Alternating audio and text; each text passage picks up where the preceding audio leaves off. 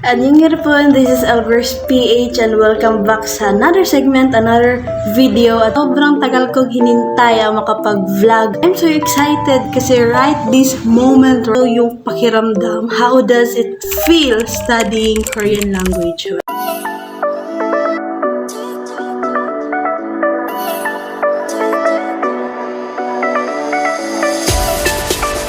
So, ito na nga, ayan, how does it feel studying Korean language?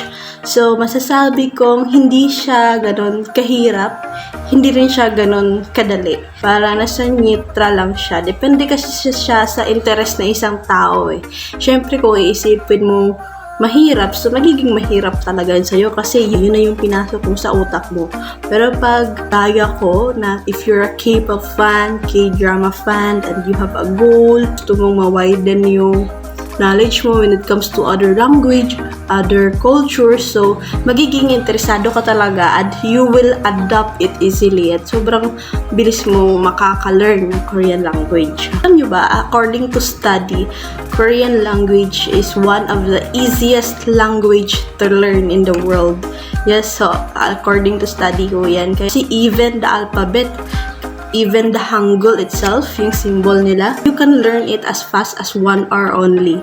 Tsaka very interesting siya kasi meron kang na-discover, okay, ganito pa sila nagko-construct na sentence. Yung words sila, ganito pala sinasabi. Kaya interesting niya, ang cool naman niya. Ganun yung parang nasabi ko sa sarili. Nakaka-stress ba siya? Hindi naman ganun talaga. Ay, nasabi ko kanina, kung iisipin mo masistress ka, masistress ka talaga. So, may mga method naman of studying in which nag-enjoy ka eh. So, in my case, ako, more on flashcards talaga ako, guys. Doon siya pumapasok sa isip ko yung mga vocabs through flashcards. Yung first step, aralin mo yung Hangul, yung Korean alphabet. Mapagdadaanan mo when it comes to studying Korean language is ang pagsusulat. Notebook. Nandito ko lahat ng mga pinag-aralan ko. Ayan. Nandito ko lahat. Book din ho sila.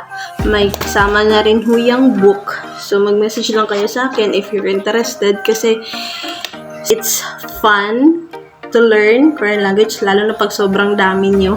Yung natututo kang salita ng iba na pag pumunta ka sa lugar nila is nakakaintindi ka. So, sino nga ba ang nagturo sa akin? Char, shout out pala na sa ating KLC sa Korean Language Center na in-enrollan ko. Key Empire Korean Learning Language Academy. Tama ba? And so, shout out to Ma'am Marge and to Ma'am Joy, ating mga cute and very pretty na teacher. Yun sa Kidapawan City. So, I guess, yun lang yung masishare ko sa inyo. Ikaw, if interested ka sa culture ng Korea or sobrang may pangarap ka na one day makakapunta ka doon, then better, makapag-study ka now pa lang kasi mahaba-habang proseso yan. For it, fighting! Kasi I know that you can do it, we can do it, and everyone can do it as long as you're interested and you have the passion and determination to do it, okay? So again, this is Albers PH, sending you love and positivity.